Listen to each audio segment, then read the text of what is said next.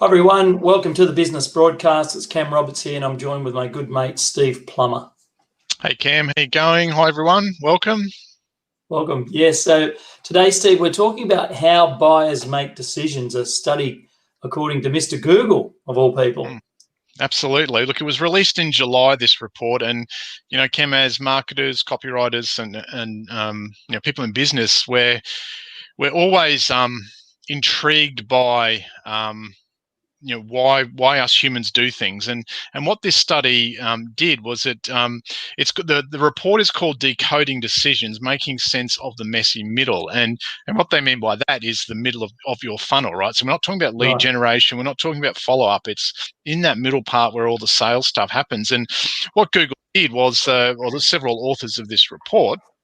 Again, it's called Decoding Decisions, Making Sense Messy Middle, and there'll be a link in the chat.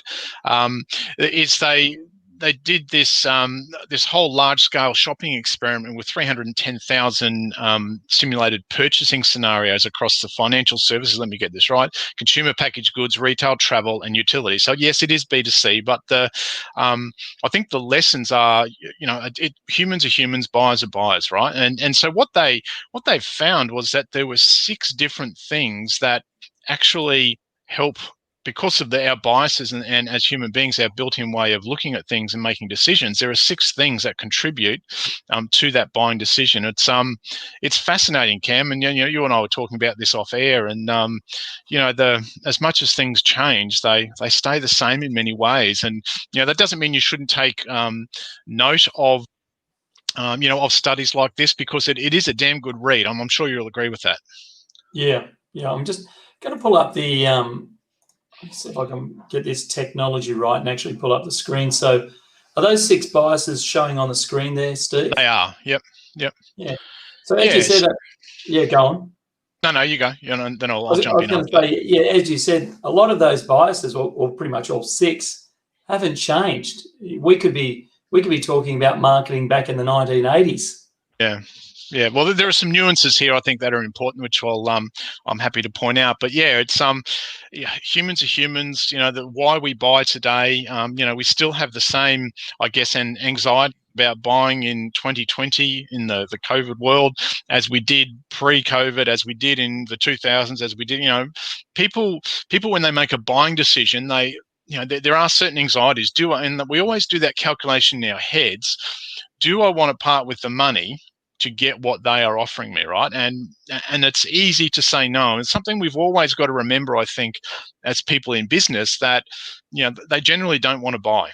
At some level, sure, people are out looking, but this is particularly, I think, in talking about online stuff. When you've got a website, how we all buy is we often do research, right? And so we won't have one website open. We'll have 5, 6, 10 browsers open, right, looking at the different versions of whatever it is that we're buying. Whether it's a pair of shoes or a car or whatever it might be, there are lots and lots and lots of pages open. And so, what you've got to do within that context is give yourself the best chance of actually making the sale, and that's what this study has showed, that there were 6 factors in making, or in that that went through rather, to help them make the decision. So let's just quickly talk about those, Cam, because buyer anxiety is real, buyer decision-making processes are real, and how we buy and how we as business owners and marketers respond to that is really important. So the first one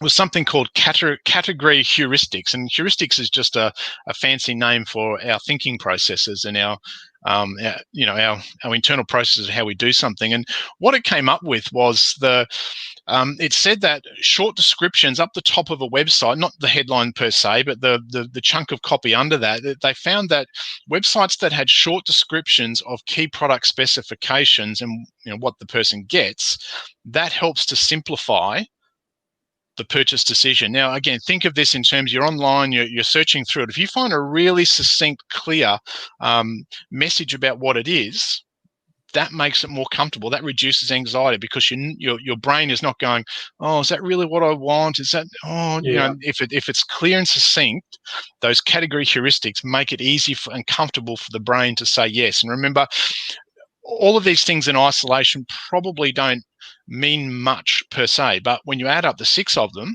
it's a whole package, right? And so that having that short description of the product up the top of the website is really important, that this study found. So that's the first one. The second one is the power of now, and this is interesting because it can be difficult for businesses, because the power of now basically said that the longer that you have to wait for a product, the weaker the proposition becomes. Now, and you think about it, if you're searching for a pair of shoes and you find the pair that you want, and you click on, all of a sudden it says out of stock, next order in 3 months, you're not putting a pre-order down, are you? Right?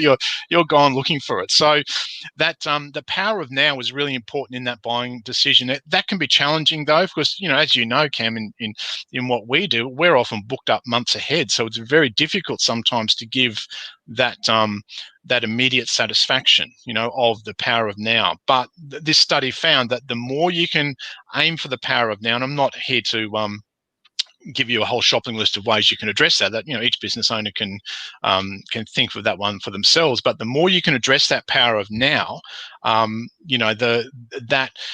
that strengthens your position compared to a competitor who might make them wait a little bit longer. As we know, no one wants a long, slow, hard thing. Everyone wants instant, right? It's an instant world. We want the result right now. That's why there are pills and things like that.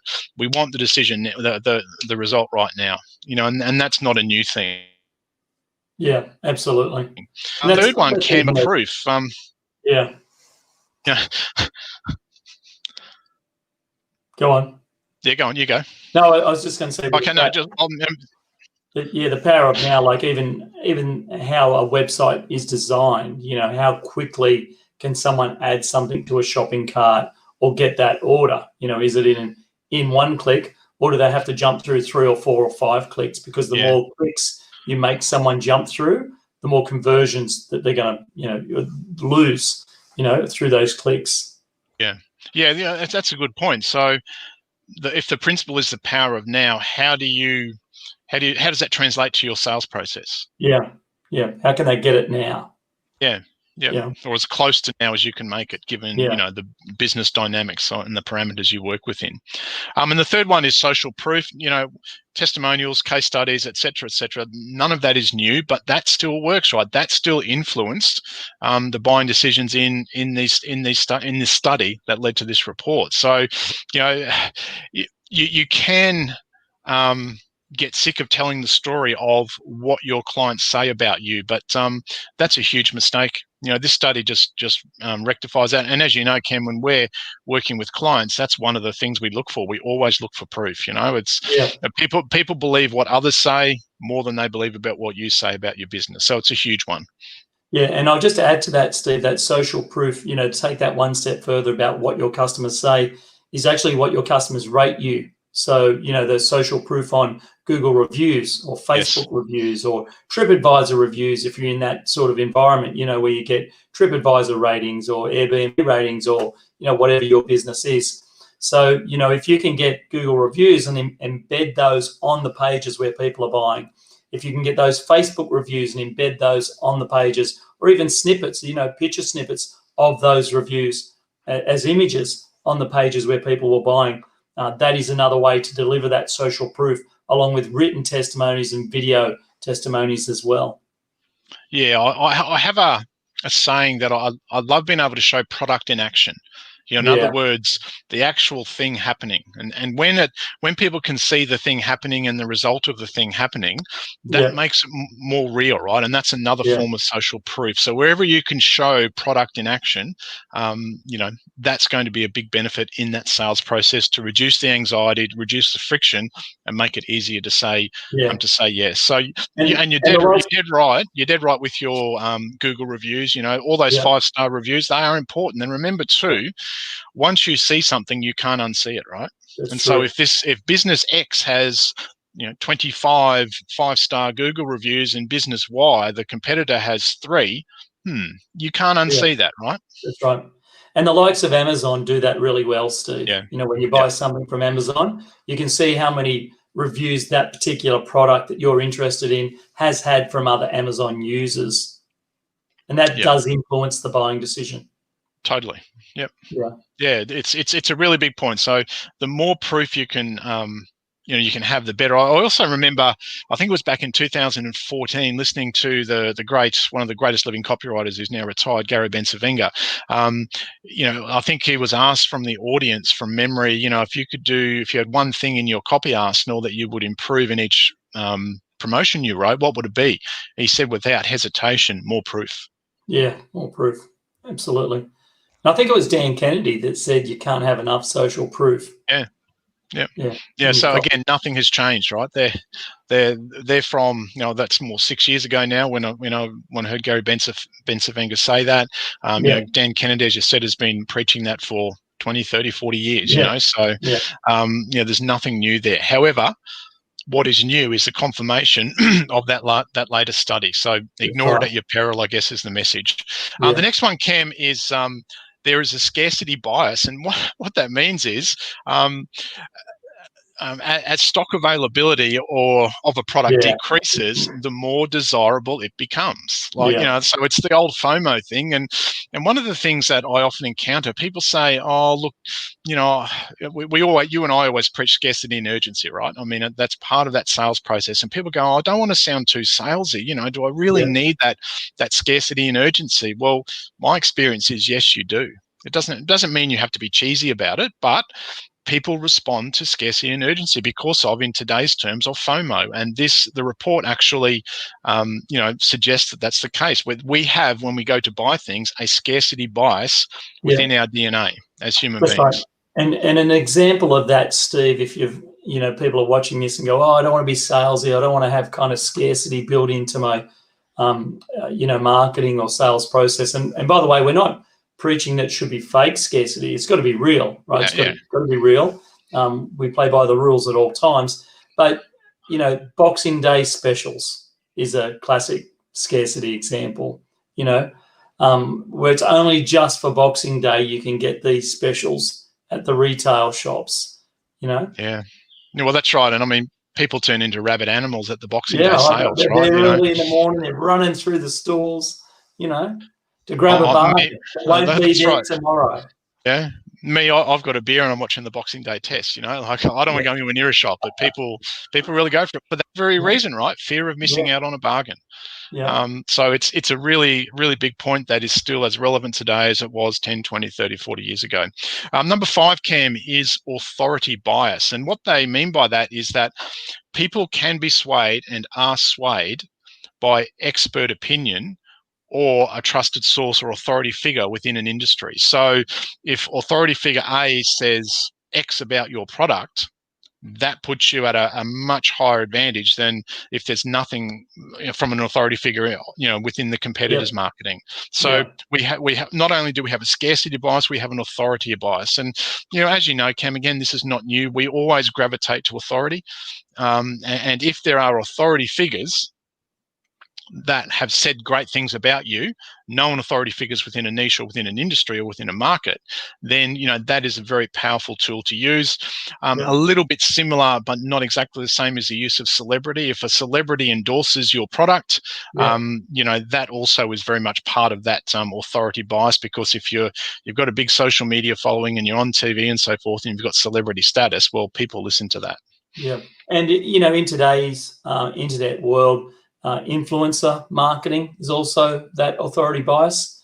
So if you've got an influencer who's got over a couple of million followers on Instagram, and they are talking about your product, or an influencer on YouTube with a couple of million followers, and they're talking about your product in a positive way, that's that authority bias working in action.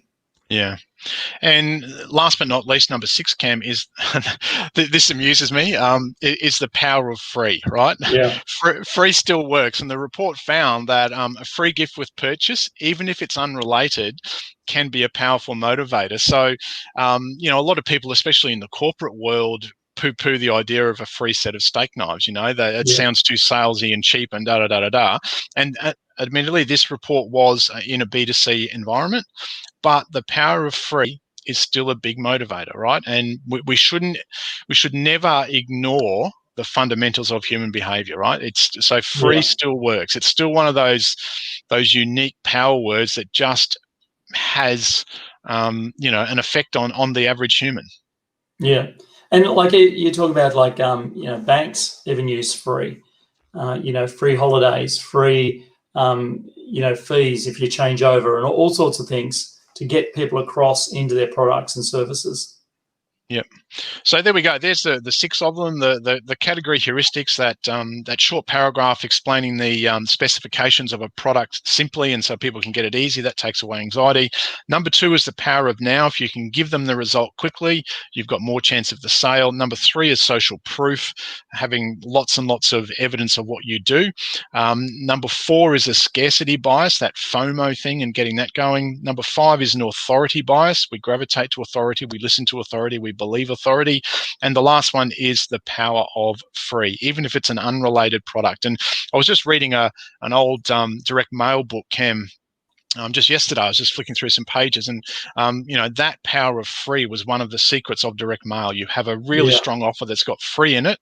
And the book was written early 80s, I think it was. And here we are, what's that, 30 years later, a report by Mr. Google, Dr. Google, and the authors of the report, that's telling us exactly the same thing. The media has changed, but the fundamental has not changed. And I think that's part of our messaging today. Is it's so important to learn those fundamentals. They just won't let you down. Doesn't matter what happens in the media and what media you change to. So, the category heuristics, power of now, social proof, scarcity bias, authority bias, power of free.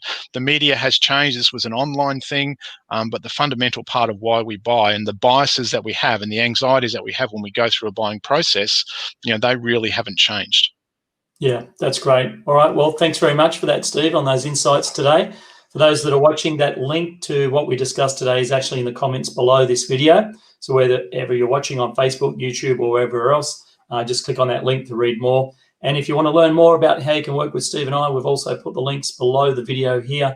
So just go to one of those links, fill out an application form, and let's have a chat about you and your business and marketing. All right. Well, that's a wrap. Thanks, Steve. Thanks, Cam. Thanks, everyone. Good to see you again. Cheers, everyone. Bye.